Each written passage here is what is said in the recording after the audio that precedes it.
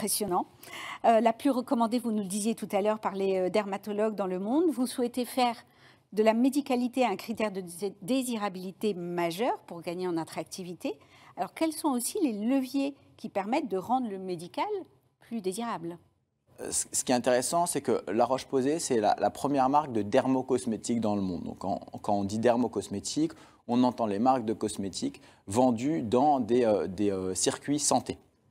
Ce qui est intéressant, c'est que cette dimension de circuit de distribution santé, elle a des équilibres qui sont très différents selon les régions du monde. La Roche-Posay, c'est une marque qui est une marque omnicanale, mais qui va en fait avoir une stratégie distribution et de vente qui va être adaptée selon les régions du monde. Alors, il y a, je dirais, un facteur transversal qui a un impact très fort sur la désirabilité, c'est la prescription du médecin et du professionnel de santé, et notamment les dermatologues qui sont nos partenaires numéro 1.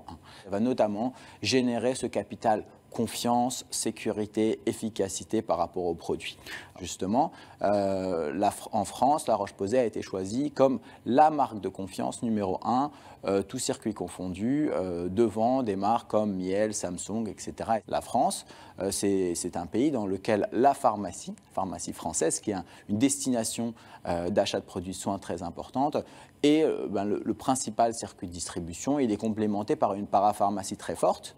Et par exemple, le circuit de vente en ligne en France reste minoritaire. Il se développe rapidement, notamment du fait du Covid, des différents confinements, mais il reste minoritaire. Si je vais à d'autres régions, les régions anglo-saxonnes, les UK par exemple, les États-Unis, on a une distribution qui est équilibrée entre les drugstores, CVS, Boots, et la vente en ligne, et notamment Amazon, qui est un autre principal client aux États-Unis.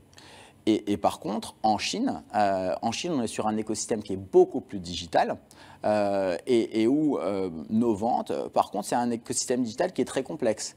C'est-à-dire qu'on va vendre aussi bien sur Tmall que sur Douyin, qui est un de nos circuits de distribution principal. Douyin, c'est le nom chinois de TikTok.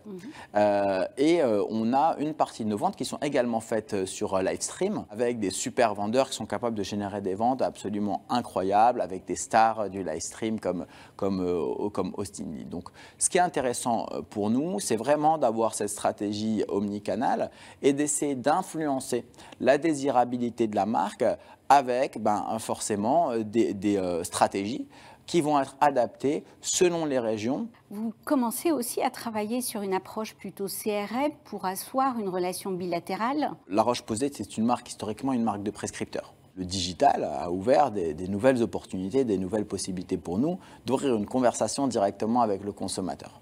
On a donc aujourd'hui tout un circuit de distribution qui est plutôt indirect, et on a également des circuits de distribution qui sont des circuits de distribution directs, notamment via nos sites internet et nos sites e-commerce.